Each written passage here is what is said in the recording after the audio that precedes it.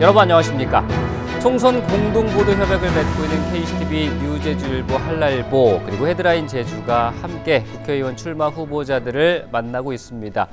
오늘은 제주시 갑선거구 국민의힘 고광철 후보입니다. 안녕하십니까? 예, 안녕하십니까?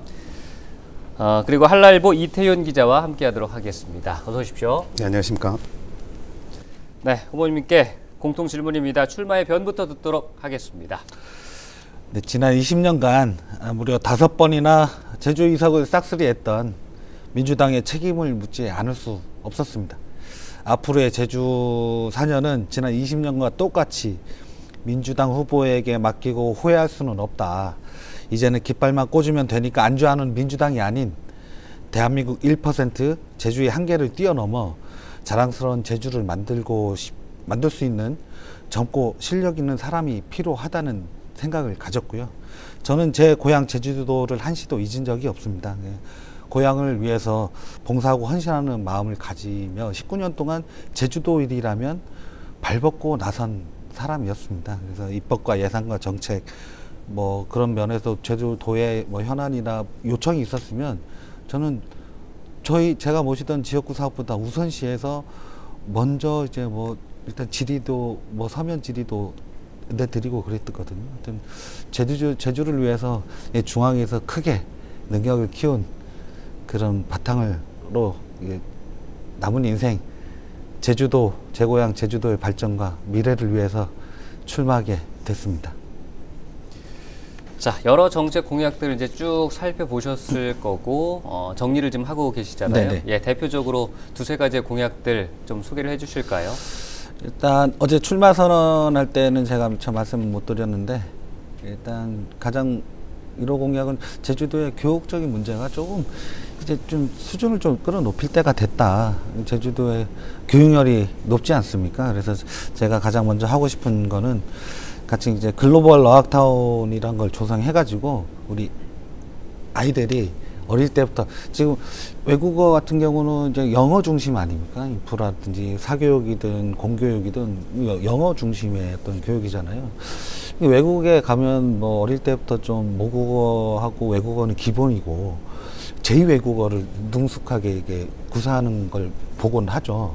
그래서 저희 제주의 아이들도 외국어 중에 영어 말고 뭐 제2외국어, 뭐 불어라든지 뭐 이를테면 아시아권에서는 중국어, 일본어라든지 유럽권에서는 불어라든지 스페인어 같은 거를 이게 어렸을 때부터 체험하면서 몸에 배일 수 있는 그런 어떤 그런 교육 외국어 어떤 그 능력 배양 시스템이 있으면 좋겠다 해가지고 이를테면 글로벌 어학타운이란 걸 조성해서 평소에 이제 가서 그 직업체험관 아시죠? 가면 뭐 서방관 책 직접 헤매면서 그런 거 그렇게 이제 어릴 때부터 직접 이를테면 불어타운 같은 경우는 가면 이제 무조건 이제 불어만 쓰게 하는 그런 거를 통해 가지고 어렸을 때부터 이제 뭐 말도 하고 듣기도 하고 그렇게 이제 몸에 자연스럽게 배웠어요. 어릴 때가 배울 때 가장 빠르잖아요. 그런 걸 좀 착안해 가지고 그런 게 있었으면 좋겠다. 일단 그게 가장 큰 공약으로 제가 내세워 볼 생각입니다. 그리고 두 번째는 뭐 다들 뭐 말씀 주시는 것 중에 제주는 어차피 제주도는 무엇보다 중요한 게 관광 산업이니까 지금 도정에서도 제2차 공공기관 이전에 있어서 가장 먼저 갖고 싶은 게 한국관광공사거든요. 그래서 그거는 저도 함께 노력할 겁니다. 근데 그게 여의치 않으면 제주도에 관광청을 신설을 해서 서부권에 꼭 유치할 생각이고 그리고 하나는 좀 말씀드리면 지난해 이제 상급 종합병원에서 이제 제주도가 이제 좀 탈락하지 않았습니까? 이게 문제는 이 제주도의 병원하고 이게 경쟁력이 강한 수도권, 특히 서울 중심으로 하는 수도권에 제주도가 권역이 같이 묶어 있기 때문에 제주도가 사실상 지정되기가 쉽지 않다. 이거를 그래도 경쟁력이 어느 정도 비슷한 호남이라든지 경남권 이쪽 권역으로 좀 조정을 해서 그래도 좀 지정이 가능한 그런 경쟁력을 만들어서 제가 뭐 국회의원이 된다면 어떤 제주도에도 상급 종합병원 지정을 꼭 하도록 할 생각입니다. 후보께서 보시기에 현재 제주에서 가장 시급히 해결해야 될 과제는 무엇이라고 생각을 하시는지, 그리고 해법도 있다면 말씀을 해 주시죠. 일단은 가장 뭐니 해도 제2공항 문제가 가장 큰 이슈인 것 같습니다. 지금 뭐 이제 제2공항 처음 추진 발표가 나서부터도 지금 너무 많이 시간이 지났지 않습니까? 뭐 그런 그 오랜 시간 동안 아직도 명쾌하게 어떤 이 여론이 모아지지가 않았어요. 그래서 지금도 각 지역구 뭐 이렇게 갑이나 뭐 을이나 서귀포 그 지역적 특성에 따라 가지고 어디 지역은 찬성이 높고 그런지 제주지 갑 같은 경우는 반대 여론이 좀 높은 걸로 알고 있는데, 그래도 이게 뭐 전 도민이 좀 뭐 100%는 아니더라도 정말 대다수의 도민들께서 이게 어떤 의견이 어떤 모아지도록 그냥 어느 한쪽에 이제 공감대가 형성되면 그쪽 방향으로 추진되도록 충분히 더 논의하고 그 더 이게 저 어떤 좀 그 과정이 좀 필요하다, 저는 그렇게 생각합니다. 그래서 갈등 조정이라든지 어떤 도민들의 어떤 여론을 더 수렴해서 어떤 게 과연 제주도를 위한 일인지, 어떤 게 과연 제주도 미래의 경쟁력을 강화시키는 방향인지에 대한 그런 고민을 더 해볼 필요가 있다고 생각합니다. 이어서 이태은 기자께서 질문 이어주시겠습니다. 네, 총선이 한 달이 채 안 남았어요. 네. 그리고 이제 어제 예비 후보자로 등록하셔가지고 본격적인 선거 활동에 돌입하셨는데, 아직도 여전히 그 이제 주변에서는 뭐 인지도 문제랑 뭐 국회의원으로서 자질 검증에 대한 그런 그 의문을 품는 목소리가 계속 나오고 있는데요. 이러한 우려를 어떻게 해소하실 것인지 궁금합니다. 인지도 문제는 제가 당연히 겪을 수밖에 없는 문제입니다. 그 점은 얼마 남지 않은 시간이지만 필드적으로는 제가 몇 배 더 만나 뵙고 더 듣고 더 뛰고 제 손을 한 번이라도 더 잡도록 제가 그렇게 노력할 것이고요. 또 하나는 짧다 보니까 저를 알릴 수 있는 기회는 미디어밖에 없다. 미디어전을 통해서 이제 단기간에 인지도를 확 끌어올릴 계획이고요. 그리고 역으로 말하자면 국회에서 인지도는 제가 훨씬 높습니다. 다른 후보님들과 인터뷰하실 때 꼭 이런 질문 해주십시오. 중앙 정치에서 인지도가 낮아 걱정되는데 어떻게 올라가서 어떻게 뭐 역할을 하시느냐, 그런 질문을 꼭 해드리라고 좀 요청드리고 싶고, 심부름꾼은 인지도가 높냐 낮냐가 아닙니다. 중앙의 정치적 자산이 높냐 낮냐, 그리고 일을 얼마나 잘하냐 못하냐, 그거죠. 일머리가 있냐 없냐, 이거의 문제지 인지도가 높냐 낮냐의 문제는 아닙니다. 그러면은 이제 조천읍 함덕리 출신이시죠? 네네. 그러니까 이제 예비 후보자가 제주 서부 지역을 권역으로 한 제주시 갑 선거구에 전략 공천이 되셨어요. 네네. 그러니까 일각에서는 국민의힘에서 서부 지역 현안을 제대로 고려하지 못한 뭐 이제 낙하산식 뭐 이런 뭐 전략 공천이라는 비판도 들어보셨을 네네. 텐데, 네네. 그렇다면 이제 후보자님의 경쟁력은 무엇이고, 또 이제 그 어떤 이유에서 제주시 갑 선거구에 전략 공천이 됐다고 생각하십니까? 그 말씀도 정말 많이 주시는데요. 제가 뭐 태어나기는 뭐 함덕에서 태어났습니다만은, 저는 이제 시내에서 어릴 때부터 거의 제가 서울 올라가기 전까지 거의 시내에서 살았습니다.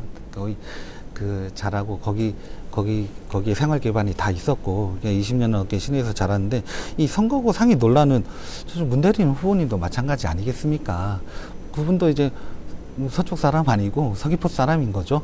그리고 제가 알기로는 지금 현재 송재호 의원님께서도 표선 출신으로 알고 있거든요. 민주당은 되는데 국민의힘은 왜 안 되냐. 저는 이거 좀 모순이라고 생각하고, 뭐 하나 좀 말씀드리자고 하면, 예전의 선거구, 지금의 선거구 말고 예전 선거구, 뭐 북제주군, 남제주군 있을 때 이 저쪽 함덕과 이쪽 한림 뭐 이쪽에 북제주군의 같은 선거구였어요. 저는 그렇게 따지면 같은 선거구에 나온 개념이 되고, 문대림 후보님 같은 경우는 그때 당시의 선거구를 적용을 해도 거기는 남제주군 선거구 출신입니다. 그럼 누가 더 선거구가 상위하겠습니까? 그건 이제 주민들께서 잘 판단해 주시리라 생각하고요. 경쟁력은 아까도 말씀드렸지만 저는 중앙에서 정말 많은 능력과 정치적 가산을 키워왔습니다. 그러니까 정말 보수 정당에 제가 이제 제주도 출신으로 뭐 학연 하나 없고 지금도 그 저희 보수 정당에서 유일한 제주대학교 동문, 제가 회장이고 제가 총무고 제가 회장이거든요.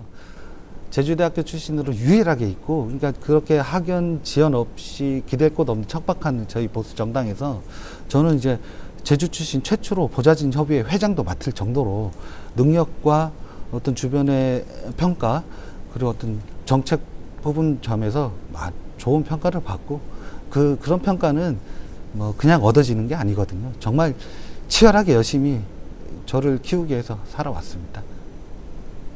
현안 질문 드리겠습니다. 네. 행정체제 개편을 이제 추진하고 있는 상황에서 네네. 기초자치단체 도입 그리고 이제 3개 구역 안 이렇게 해서 민선 9기 출범에 맞춰서 이제 준비를 하고 있습니다. 후보 대담을 이제 하면서 국민의힘 후보들께서도 뭐 이렇게 의견이 갈리는 부분이기도 한데 고 후보께서는 어떤 입장을 갖고 계시는지 궁금합니다. 제2공항과 더불어서 가장 큰 이슈가 지금 행정체제 개편 문제라고 지금 보는데요.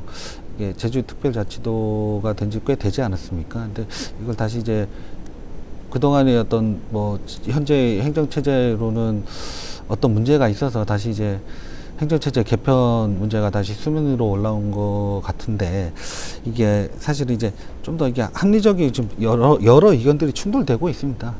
그것도 어쨌거나 이제 도민들께 가장 실질적으로 어떤 도민들의 삶에 아니면 우리 제주도의 어떤 그 미래를 위한 그 방향을 어떤 그 방향을 위해서는 어떤 게 정말 합리적이고 효율적인 체제 개편이 이루어져야 되는가, 그런 것도 이것 역시 도민들의 의견을 충분히 수렴하고 공감대가 형성되어야 한다. 이 과정에서 소통은 당연히 중요시 돼야 되겠죠. 예. 제2공항 질문으로 좀 넘어갔어요. 이제 올해 중에 기본 계획이 고시가 될 것으로 보고 있습니다. 제2공항 사업 추진 뭐 앞서 말씀해 주셨지만 구체적으로도 다시 한번 정리를 해 주신다면. 앞서도 말씀드렸습니다만은 제2공항 문제는 이게 뭐 콩복듯이 후다닥 처리할 문제는 아니거든요. 그러니까 아까도 말씀드렸지만 어떤 방향이 제주도의 미래 경쟁력을 강화시키고 어떤 방향이 진정 도민들이 원하는 것인가. 특히 저는 이제 갑 지역에 출마한 후보로서 갑 지역의 지역 주민들의 입장을 대변하는 역할 아니겠습니까?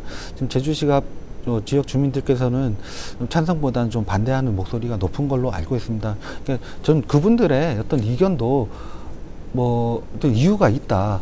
그리고 충분히 어떤 이유가 있기 때문에 그런 의견을 주시는 거라 생각하고, 저도 마땅히 그분들의 제주시갑 지역 주민들의 입장은 저는 대변하는 역할을 할 생각이고, 그렇다고 이게 만약 또 끌고만 갈 수 없는 문제이기 때문에 하여튼 좀 도민들께서 어떤 여론이 하여튼 충분히 좀 모아지도록 그렇게 역할을 하겠다는 말씀을 드립니다. 네. 정리를 해보자면 행정체제 개편과 제2공항 이제 관련된 사업 추진에 대해서는 민심을 따르겠다. 그렇습니다. 이런 말씀이십니까? 네. 예.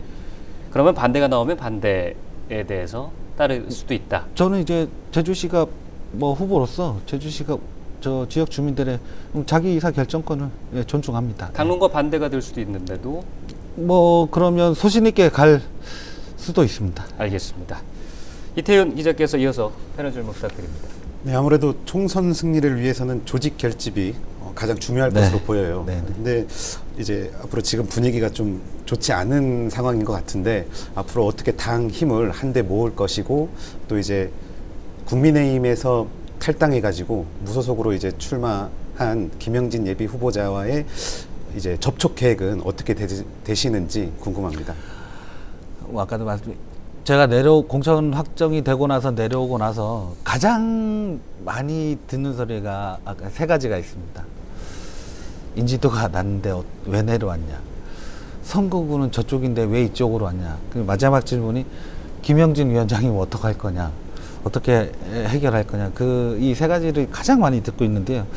우리 제가 지금 서울에서 제 능력을 키우는 동안 제주도에서 저희 보수 정당을 지키고 제주도의 발전을 위해서 헌신해온 선배님들의 그 어떤 노력은 제가 정말 존경드리고 감사를 드린다는 말씀 드리고요. 그분들, 그 선배님들의 헌신이 있었기에 지금 제가 이 자리에 앉아 있는 거 아닌가 생각이 듭니다. 근데 다만 어떻게든 제가 국민의힘 후보로서 어떻게든 어떤 형태든 우리 제가 김영진 위원장님께 빠른 시일 내에 연락드리고 먼저 찾아뵙고 충분히 이야기를 나눠서 하여튼 제가 뭐 그 말씀 원팀은 필승이고 분열은 필패라는 마음가짐 가지고 있거든요. 어떻게든 원팀으로 우리 국민의힘이 필승할 수 있도록 모든 노력을 다하겠다는 말씀 드립니다. 그리고 어제 출마 선언을 하면서 이제 네. 자신이 지난 19년간 이제 국회에서 보좌진 일을 하면서 네. 뭐 입법과 감사, 뭐 예산과 정책, 국가 운영의 청사진을 검토하며 자칭 이제 정책통이 되셨다고 하셨는데 네. 그렇다면 정책통으로서 지금 제주시 갑 선거구의 최대 현안은 무엇이고 또 이거를 또 어떻게 해결하기 위한 전략이 있는지 좀 궁금합니다.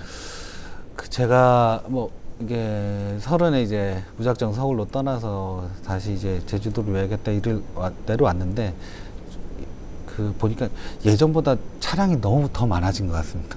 도심 교통이 엄청 복잡하더라고요. 교통체증이. 이게 가장 시내권에는 가장 큰 현안이라 생각하는데 이거는 단기적으로 풀 수 있는 방법은 없고요.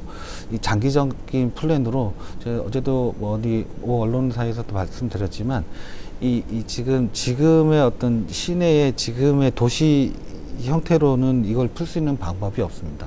이거는 이 제주 도심권, 시내권의 어떤 재건축, 재개발을 통해서 같이 병행하면서 가야 이게 교통체증, 그게 좀 병행이 되면서 이 도로 문제도 교통체증 문제도 같이 풀어 나가야 될 생각이고요.